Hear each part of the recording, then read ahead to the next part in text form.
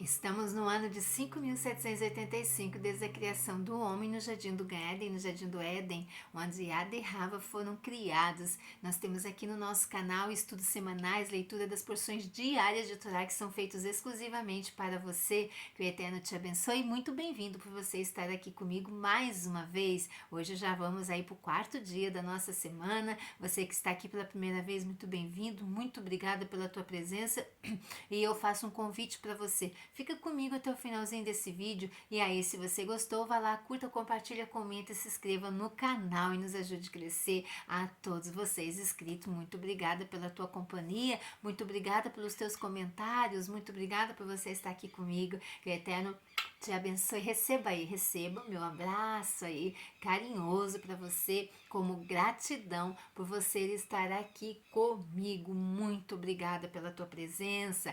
Vamos junto, eu, Nara Chaves, aqui no Torá e Prosa. Então vamos junto, porque juntos somos mais fortes e vamos muito, muito mais longe. Esta semana nós estamos com bênção duplicada, né? Bênção de Matot Masei, tribos e partidas. Qual é a ordem do Eterno? Para que a gente venha cuidar com as nossas palavras, aquilo que nós temos prometido.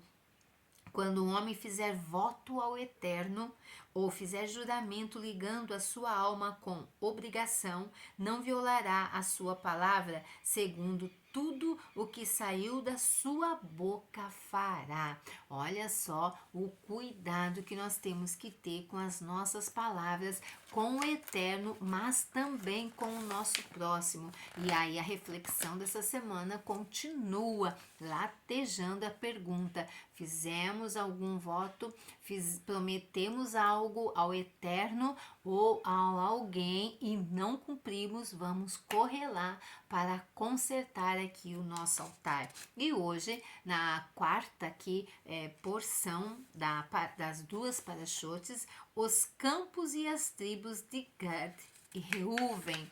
O que aconteceu com essas duas tribos aqui? Os campos e as tribos de Reuven e Gad. Bene Israel possuía a terra do leste, a leste do rio Jordão, após conquistar os poderosos reinos de Sihon e Og. As tribos de Gad e Reuven possuíam grandes rebanhos de ovelhas. Essas tribos enviaram mensagens a Moshe solicitando: por favor, deixe-nos assentar aqui à margem leste do rio Jordão, em vez de cruzá-lo até Eretz Israel. Os campos aqui são largos e abertos, serão excelentes para pastagens de ovelhas. Então eles foram reivindicar aquele lado ali, porque essas duas tribos de Reuven e de Gad, elas eram as tribos maiores em questão de gado, né? Então elas foram lá pedir para Moshe se elas poderiam ficar ali na beira do rio, ali Jordão, né? Desse lado, para não ultrapassarem para o lado de lá de Eretz Israel, né? E eles foram ver se eles conseguiam isso. Então, Moshe, sabemos que não nos levará até Eretz Israel. Você morrerá do lado leste do rio Jordão. Deixe-nos ficar aqui também com você. Ouvindo este pedido, Moshe sentiu-se infeliz e respondeu: vocês são duas tribos fortes. Se ficarem a leste do rio Jordão, Bene Israel pensará que vocês estão temerosos de lutar com os cananitas e isto os desencorajará de conquistar o país. Podem também pensar que Eretz Israel não é especial se vocês não desejam um pedaço da terra. Estão repetindo o pecado dos espiões, como eles estão desencorajando Bene Israel de conquistar Eretz Israel? Os emissários de Gad e Reuven responderam: não permaneceremos aqui enquanto Bene Israel luta com os cananitas. Deixe-nos construir abrigos para nossos rebanhos e cidades para nossas famílias. Deixaremos nossas mulheres e crianças neste lado do Jordão, enquanto nós, os homens, marcharemos com vocês até Eretz Israel para lutar. Então ali eles estavam explicando a Moshe que eles não iam abandonar as outras tribos, né? Mas eles deixariam o gado, as crianças, as mulheres ali daquele lado do Rio Jordão, e eles atravessariam com o restante das 10 tribos de Eretz Israel para dentro de Canaã, até ali cumprir aquilo, a ordem que o Eterno deu para tirarem todos os cananitas lá de dentro de Eretz Israel, e então só depois disso possuir a terra. Então eles explicaram ali a Moshe qual era a intenção.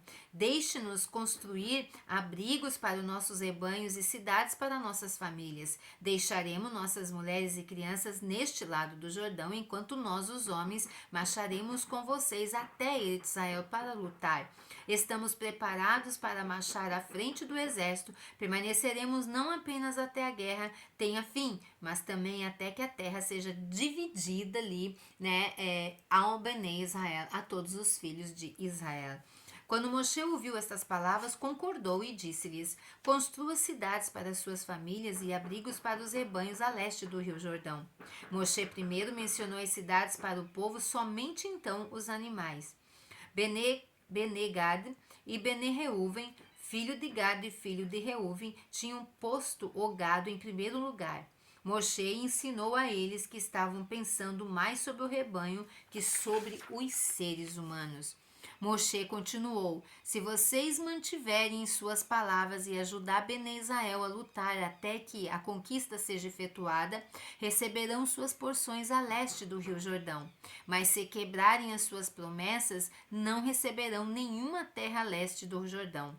Não temam perder ao ajudar Bene Israel, serão mais ricos do que se tivessem permanecido a leste do rio Jordão durante a conquista de Eretz Canaã.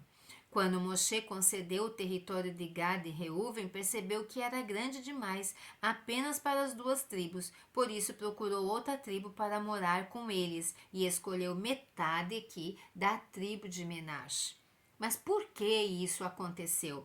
Dessa maneira, o Eterno acertou com Menache um antigo débito. Menache, filho de Yosef e fundador da tribo que leva o seu nome, fez com que os seus tios e fundadores das demais tribos rasgassem suas vestes. No livro de Bereshit, na Parashá Miketz, a Torá nos relata como Menache, incógnito e amando de seu pai, perseguiu as tribos para exigir de volta a taça de Yosef. Então o vice-rei do Egito, supostamente roubada por eles, desesperados por serem acusados falsamente pelo roubo, rasgaram suas vestes. Portanto, a porção da tribo de Menache na Terra Santa foi dividida. Metade de sua herança estava em Eretz Israel e a outra metade na margem leste do Jordão. Gad e Reuven estavam certos ao requisitar terra a leste do rio Jordão. Quando as duas tribos requisitaram terra a leste do Jordão, cometeram um erro. Pensaram que não haveria pasto suficiente para seu rebanho em Eretz Israel. E isso não era verdade. O Eterno criou Eretz Israel de forma tal que fosse grande o suficiente para o povo judeu e seus pertences. Poderia ter esticado Eretz Israel para incluir estas duas tribos e seus rebanhos. Então não há que nós ter medo quando o Eterno diz para nós ir em determinado lugar e fazer determinada coisa, porque o Eterno já cuidou de tudo para nós. O medo, a insegurança é do homem, a certeza das coisas perfeitas, elas são do Eterno. Gad e Reuven abriram mão de viver em um país de Kedushá, de santidade. O lado leste do Jordão não possuía o mesmo nível de santidade de Eretz Israel. A Sheriná não repousa lá e o Beit HaMikdash não pode ser construído naquele local. Estas tribos se separaram do restante de Bene Israel. Do outro lado do Jordão havia o perigo de que abandonassem a Torá e imitassem as nações que os rodeavam. De fato, a tribo de Menache percebeu isso. As 2,5 tribos mantiveram sua palavra. Ele e seus descendentes seguiram a Torá para os dias santificados. Viajavam a Beit Hamikdash em Jerusalém. Entretanto, como viviam tão afastados do restante de Bene Israel, o seu cumprimento da Torá tornou-se mais fraco que o da maioria dos judeus vivendo em Israel. Quando mais tarde a nação judaica pecou e foi levada ao exílio, estas 2 tribos foram exiladas em primeiro lugar. Olha só a situação, elas foram pegas primeiro, exiladas primeiro que as outras, porque elas estavam fora da casa, fora ali da Sheriná de Hashem. Dos fatos sucedidos às 2,5 tribos, aprendemos como é importante associar-se com os Yehudins verdadeiramente cumpridores de Torá. Não são porque os nossos irmãos Yehudins são Yehudins, mas devemos nos associar àqueles irmãos Yehudins, àqueles irmãos judeus que cumprem Torá, que vivem Torá, que transpiram Torá. A esses sim devemos estar aliançados. Todos nós somos influenciados pelo que nos cercam. Se estivermos próximos a judeus que são Bene Torá, que são filhos de Torá, o que vai acontecer conosco? Nos fortaleceremos e cresceremos em nossa observância de Torá. Por isso que é gostoso demais andar com quem anda em retidão, andar com quem respira e transpira Torá o tempo todo da sua existência. Ele está estudando, ele tem Torá, ele está trabalhando, ele tem Torá, ele está no lazer, ele tem Torá, até dormindo nos seus sonhos tem Torá. Que o Eterno te abençoe e muito obrigada aqui pela tua companhia. Eu amo servir ao Eterno, meu Criador, porque Ele me tirou do Egito, Ele me tirou das trevas para a sua luz, para a luz de Torá. O meu amor pelo Eterno e por Ele, de Israel, é muito grande. A cidade do nosso grande rei. Por isso já é um pedido ao Eterno, Ele faz para nós.